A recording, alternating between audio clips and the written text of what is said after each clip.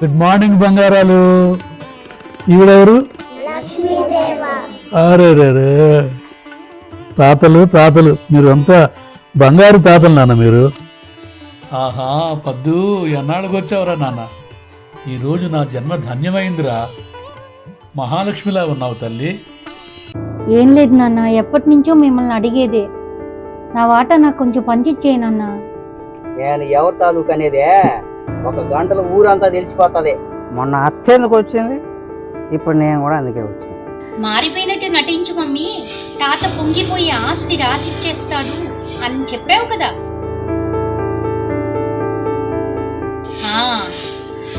పనిచేస్తానన్నాడు, నమ్మేశాడు పాపం ముసలోడు.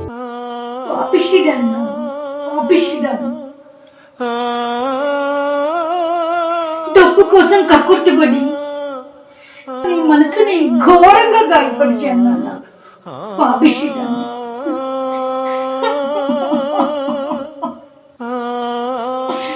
తప్పు తెలుసుకుని క్షమించమని అడుగుదామంటే ఇప్పుడు నువ్వు లేవు. అయినా నేను నటించాలని నీకెలా తెలిసింది నాన్న? చందమామను చూసి ఎన్నేళ్ళైంది నాన్న. అసలు హైదరాబాద్లో ఆ ఉరుకులు పరుగులు జీవితంలో చందమామనే మర్చిపోయాం. నాకు నువ్వే ఓ చందమామ తల్లి. చాలా చాలా సంతోషంగా ఉందమ్మా నాకు. ఈరోజు నాకు చాలా ఆనందంగా ఉంది. ఎందుకని అడుగు? ఎందుకు నాన్న? మీ అమ్మ వంట చేసినట్టు వంట చేసి పెట్టావు నాకు. అయ్యో ఎంత మాట నాన్న. అమ్మ అమ్మే నాన్న. చాలా పొద్దుపోయింది, వీళ్ళు బజ్జుకో నాన్న. Go sleep. పొద్దున్నే బయలుదేరుతాను నాన్న. సరే నాన్న, గుడ్ నైట్ బంగారు. గుడ్ నైట్ నాన్న. పనిచేస్తానన్నాడు, నమ్మేశాడు పాపం ముసలోడు. ఘోరమైన తప్పు చేశాను నాన్న.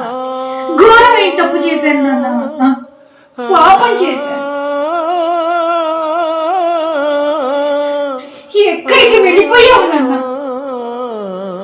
ఎక్కడికి వెళ్ళిపోయావు?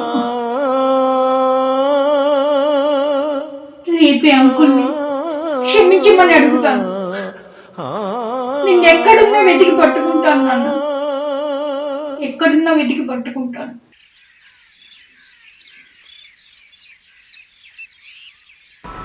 చెప్పండి అంకుల్, చెప్పండి. నాన్న ఎక్కడికి వెళ్ళారు అంకుల్? మీకు ఫోన్ చేయగానే నా గుండె ఆగినంత పని అయింది. ఎక్కడికి వెళ్ళారు నాన్న? నాకు తెలిస్తే కదమ్మా చెప్పటానికి. నువ్వు వచ్చి వెళ్ళిన మరుసటి రోజు చిచ్చా ఏమి చేశాడో తెలుసా అమ్మా? నమస్తే లాయర్ గారు. నమస్తే అంకుల్. నమస్తే, బాగున్నారా? రండి, అక్కడే నిలబడిపోయారు, కూర్చోండి వచ్చి.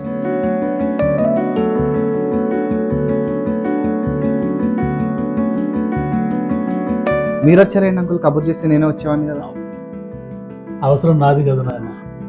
మన పని ఎంతవరకు వచ్చింది? అయిపోయింది అంకుల్, మొత్తం డాక్యుమెంట్స్ రెడీ చేసి. మీ వీలునామా, ఎవరికి ఎంత వాటా ఇవ్వాలి, మీరు చెప్పిన విధంగా అన్నీ చేసి మంచిది నాన్న. వీడు నా స్నేహితుడి కొడుకు, అల్లా ఇచ్చిన కొడుకు. ఈ బాధ్యతలన్నీ వీడికి అప్పు చెప్తున్నా.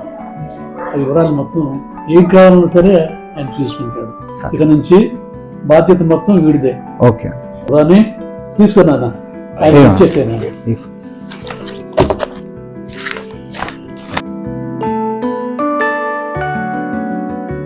అవును అంకుల్, నాకు తెలియక అడుగుతున్నాను. బాధ్యతలు అప్పగిస్తున్నారండి. ఎవడు పెద్దోడు ఉన్నాడు కదా. వాడి ప్రపంచం వేరు, నా ప్రపంచం వేరు నాయన. అందుకనే మా శుభానికి అప్పు చెప్తున్నాను. ఎంతో మంచోడు, బాగా చూసుకుంటాడు. నా ఆశయాలన్నీ వీడికి తెలుసు. అందుచేత వీడికి అప్పు చెప్తున్నాను. వీడు చూసుకుంటాడు. నాన్న, ఏమైనా డౌట్స్ వస్తే లాయర్ గారిని అలాగే ఇద్దరు కలిసి మాట్లాడుకోండి. అలాగే, సరేనా? అవును అంకుల్, ఇవన్నీ అప్పగింతలు ఎందుకు మీకు ఇప్పుడే? నా కొడుకు హైదరాబాద్లో ఉన్నాడు, మీకు తెలుసు. వాడికి ఇవన్నీ పట్టవు. వాడుకునే బాధ్యతలు వాడుకున్నాయి. నాకా వయసు అయిపోయింది. ఇవన్నీ ఎప్పటికైనా చేయాల్సిన పనులే కదా. ఇతను అన్నీ చూసుకుంటాడు. మా అమ్మాయి కూడా హైదరాబాద్లోనే ఉంది, తెలుసు కదా మీకు. సరే అంకుల్, మీకేమైనా డౌట్స్ వస్తే నా దగ్గరికి రండి. సరే నాన్న. వీలునామా నా చేతిలో పెట్టి ఎటో వెళ్ళిపోయాడు. నేను ఊహించలేదు. అదే నాకు ఆఖరి చూపని. నాన్న, నన్ను నన్ను క్షమించు. మీ కళారూపాల్ని నాలో చూసుకుంటున్నారు. సంగీత, నృత్య, చిత్రకళల్లో నన్ను ప్రావీణ్యురాల్ని చేశారు. ఈ ఆస్తి కోసమే కదా కక్కుర్తిపడి నేను నాటకాలాడి నిన్ను అనరాని మాటలని అవమానించాను. నాన్న, ఎక్కడికి వెళ్ళిపోయావు నాన్న? నా వాటా నాకు రాసిచ్చి నాకు మనశ్శాంతి లేకుండా చేసావు కదా నాన్న. కానీ నేను కాసుల వేటలో కక్కుర్తిపడి మీ ఆశయాల్ని కాలదన్ని మిమ్మల్ని అవమానించాను. అయినా అంకుల్, నేను నటించానని నాన్నగారికి ఎలా తెలిసింది అంకుల్? ఆ రోజు చాలా ఆనందంగా గడిపారే. వంట చేసి పెట్టాను, తృప్తిగా తిన్నారు. తమ పిల్లలు తమని నిజంగా ప్రేమిస్తున్నారా, సహజమైన ప్రేమేనా, లేక నటిస్తున్నారా అనేది మిమ్మల్ని కని గుండెల మీద పెంచి పెద్ద చేసిన మీ కన్నవారికి తెలిసిపోతుందమ్మా. ఆ జ్ఞానం తల్లిదండ్రులకు ఆ దేవుడిచ్చాడు. ఇందులో ఆశ్చర్యం ఏమీ లేదమ్మా. వద్దు. మా అమ్మాయి మాటలు విని ఆస్తి కోసం నాటకాలు ఆడి నా కడుపున అలాంటిదే పుడుతుంది కదా అంకుల్. పాపించేదాన్ని, నా కూతుర్ని అలాగే పెంచాను అంకుల్. ఇప్పుడు తెలిసింది అంకుల్, నా తప్పు తెలిసింది. నేను నెరవేరుస్తాను అంకుల్, నాన్నగారు ఆశయాలను నెరవేరుస్తాను. ఇదే ఊర్లో ఫైన్ ఆర్ట్స్ కాలేజ్ పెడతాను, శివప్రసాద్ మెమోరియల్ ఆర్ట్స్ కాలేజ్ పెడతాను. చాలా సంతోషం అమ్మా. ఇది తెలిసిన రోజున చిచ్చా ఖచ్చితంగా వస్తాడమ్మా. ఇది కూడా నటన కాదు కదమ్మా, నన్ను నమ్మమంటావా? అంకుల్ ప్లీజ్, అంకుల్ ప్లీజ్ అలా అనద్దు అంకుల్. నేను మారిపోయాను, నాకు బుద్ధి వచ్చింది అంకుల్. అలా అహం పూర్తిగా చచ్చిపోయింది. ఊరుకోమ్మా పద్దు, ఊరుకో. నన్ను నువ్వే క్షమించాలి, నేనే తప్పుగా అర్థం చేసుకున్నాను. ఖచ్చితంగా మీ ఆశయాలు నెరవేర్చడానికి మీకు నేనండగా ఉంటాను. చిచ్చా నాకు ఆ బాధ్యతలు అప్పగించాడమ్మా. అందుకే ఈ ఆశ్రమాన్ని వదలకుండా నేను ఇక్కడిక్కడే తిరుగుతున్నాను. చూసావుగా ఎలా అనాథైపోయిందో ఈ ఆశ్రమం. నువ్వు వచ్చావమ్మా, మళ్ళీ దీనిలో జీవం వచ్చింది. తప్పకుండా చిచ్చా కూడా వస్తాడు. మీరు అండగా ఉంటే నేను ఏదైనా సాధిస్తాను. నిజంగా నాన్నగారు వస్తారు, నాకు అర్థమవుతుంది. ఇక్కడ చూస్తుంటే ప్రతి అణుమణువు నాన్నగారే కనిపిస్తుంది. ఆయన ఉన్నప్పుడు నేను ఆయన ప్రేమను లెక్క చేయలేదు.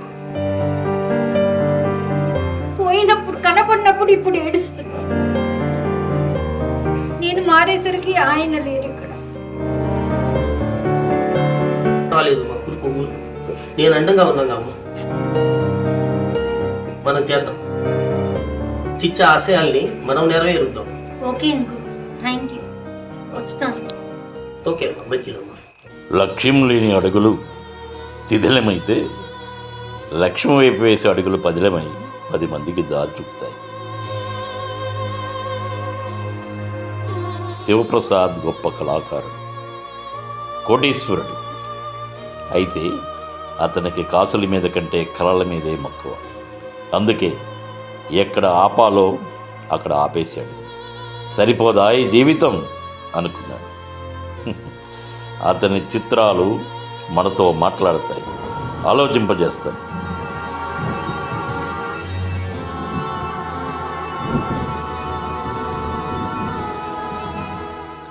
ఆయన పాటలు ఆత్మను తాకుతాయి. అన్నెం పుణ్యం ఎరుగని బాలల్లారా, అన్నెం పుణ్యం ఎరుగని బాలల్లారా. విశ్వకవి రవీంద్రుడే ఆయనకు స్ఫూర్తి. శాంతినికేతన్ల కళల ద్వారా, పాటల ద్వారా సాంస్కృతిక కళా ఉద్యమాన్ని తెచ్చి శిథిలమైపోతున్న సమాజానికి శస్త్రచికిత్స చేయాలనే మహాసంకల్పంతో కళా నిలయాన్ని ప్రారంభించి కళాయజ్ఞం చేశాడు.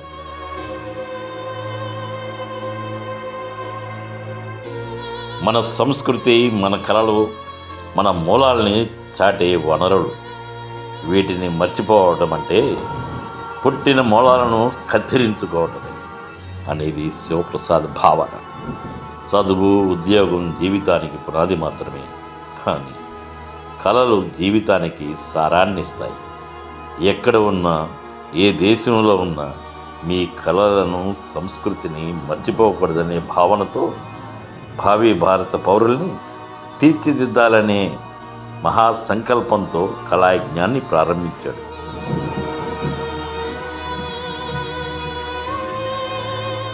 తన కళా సంపదను తన పిల్లలకు వారసత్వంగా ఇవ్వాలని భావించి విఫలమయ్యాడు.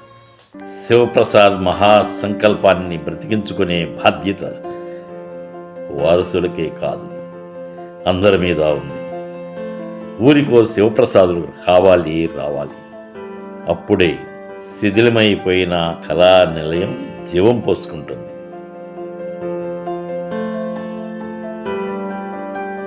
వివిధ కళారూపాలలో సమాజానికి శస్త్రచికిత్స చేసే బాధ్యత మనందరిపైన ఉంది. అప్పుడే అంతరించిపోతున్న కళా సంపద విశ్వవ్యాపితమవుతుంది.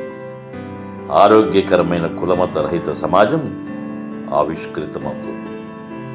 కోట్ల ఆస్తి కంటే గుప్పెడి ప్రేమే గొప్ప ఐశ్వర్యం. ఇదే నేను ఈ సరిపోదా జీవితం ద్వారా మీకు అందించే సందేశం. సర్వే జన సుఖినో భవంతు. మీ నీల్ కొలికపొడి.